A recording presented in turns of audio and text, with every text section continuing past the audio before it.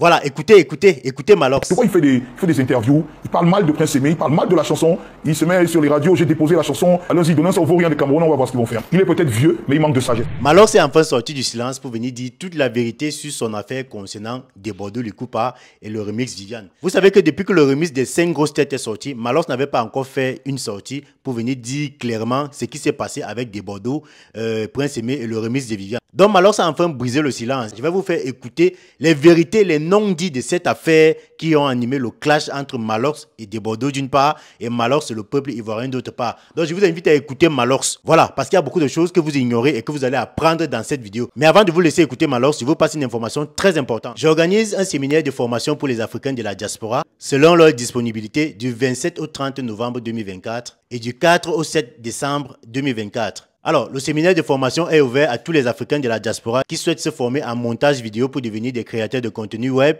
et aussi pour gagner de l'argent grâce aux réseaux sociaux. Je précise que la formation se déroule uniquement en ligne et selon vos disponibilités. Il n'y a donc pas de problème de décalage horaire. Alors, si vous êtes intéressé, je vous invite simplement à remplir le formulaire d'inscription que je vais mettre en commentaire. Pourquoi il fait des interviews, il parle mal de Prince Aimé, il parle mal de la chanson, il se met sur les radios, j'ai déposé la chanson, allons-y, donnez ça aux vauriens des Camerounais, on va voir ce qu'ils vont faire. Il est peut-être vieux, mais il manque de sagesse. Et j'ai vu, il disait, ouais, c'est pas la chanson de Prince Aimé, c'est la chanson de Naomi Fouda.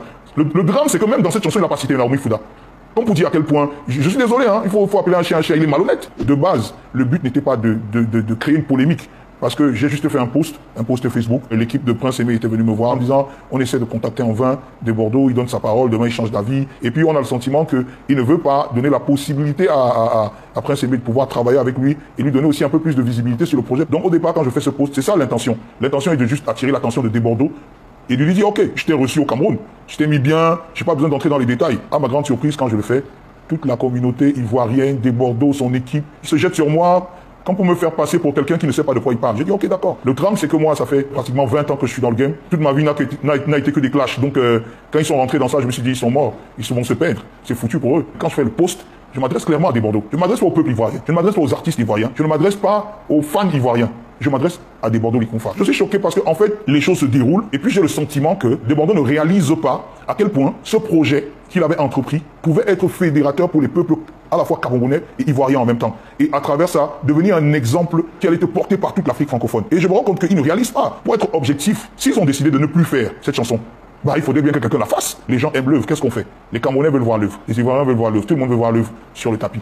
Je me dis, ok, j'appelle les gars, je dis en France Studio, faisons quelque chose. Ils m'ont donné un certain nombre d'éléments. Ils ont demandé à tout le monde de se soumettre à ce protocole-là. Un protocole que malheureusement Desbordeaux a toujours refusé de suivre. Et moi qui ai pris connaissance du contrat, je pense que c'était la meilleure chose à faire pour pouvoir aider Prince Aimé, parce qu'on parle bien d'aider Prince Aimé. Donc du coup, moi je le vois sortir, il voulait sortir en renégat, sans se soumettre au protocole. Il est peut-être vieux, mais il manque de sagesse. Il dit être là depuis longtemps, mais je pense qu'il manque énormément de sagesse. Parce que là, quelqu'un de sage aurait pris du recul et se serait dit, ok, si l'idée de départ était d'aider Prince Aimé et qu'on est dans une voie d'aide. Et je pense que la chose la plus intelligente à faire à ce moment-là était peut-être de rattraper encore ce lien quand c'était encore possible, pouvoir créer quelque chose qui allait émouvoir les gens. Et j'ai vu, il disait, ouais, c'est pas la chanson de Prince Aimé, c'est la chanson de Naomi Fouda.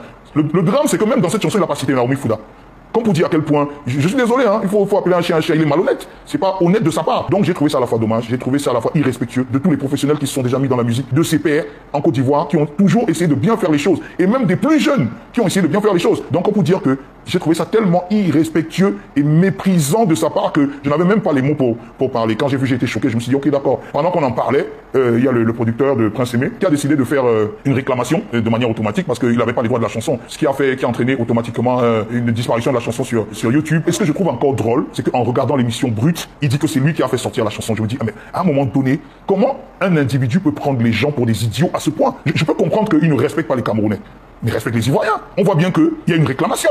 C'est écrit, c'est clair. Il y a une réclamation de droit, ce qui a entraîné le fait qu'on enlève la chanson de ta plateforme. Moi, par exemple, j'ai pris la peine, parce qu'on était sur le projet d'aider, j'ai pris la peine de faire publier la chanson, le clip que j'ai produit, le titre que j'ai produit sur la plateforme de Prince Aimé.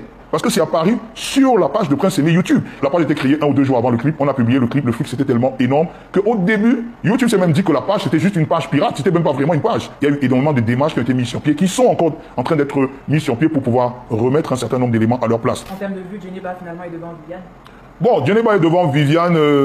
Moi, je pense que c'est pas le problème, c'est pas là la question. Symboliser ça comme étant une victoire, c'est au contraire faire montre de la défaite réelle de certaines personnes, parce qu'en réalité, il fallait pas signaler le compte de Prince Aimé. J'aurais compris qu'on signale mon compte.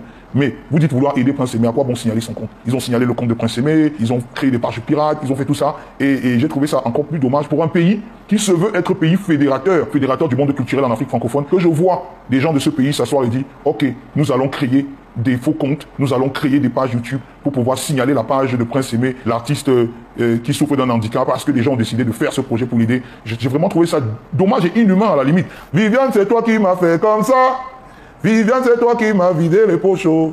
Oh Viviano, oh Viviano, oh Viviano, oh Viviano. Ouais, c'était Malox Survivor, MAAHLOX. Bon voilà, vous venez donc d'écouter la version de Malox dans cette affaire qu'il oppose à Desbordeaux Lekoufa depuis déjà plusieurs mois. Voilà. Vous savez que Malox, quand il a fait ses premières sorties, là, il était toujours dans les nerfs, il était toujours en train de crier, il était vraiment énervé.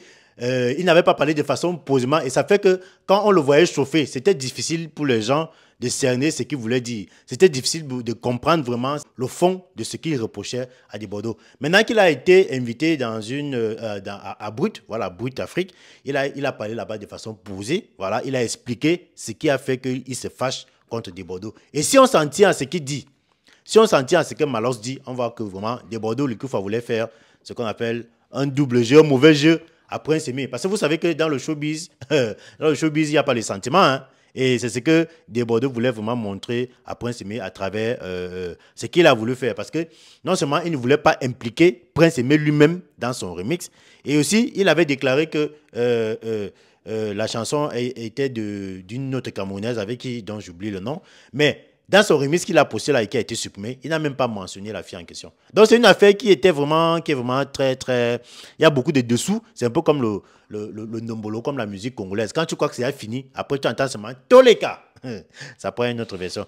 Mes chers amis, dites-moi ce que vous pensez de cette affaire en commentaire. Bon, bref, n'oubliez toujours pas que dans cette affaire, on ne doit pas faire la guerre entre la Côte d'Ivoire et le Cameroun. C'est pas la guerre, c'est toujours l'amitié, c'est toujours l'ambiance. Même comme on fait les clashs, on va se clasher, on va se dire les vérités, mais ça va toujours rester la famille. Donc dites-moi ce que vous pensez de cette affaire, dites-moi ce que vous pensez de la sortie de Malox en commentaire.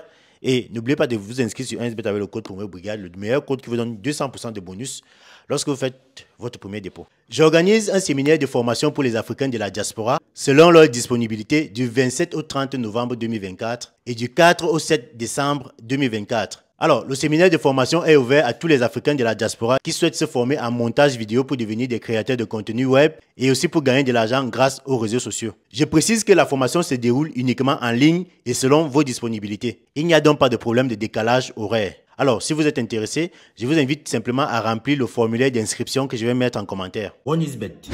Inscrivez-vous en utilisant le code promo Brigade et bénéficiez d'un bonus de 200% lors de votre premier dépôt.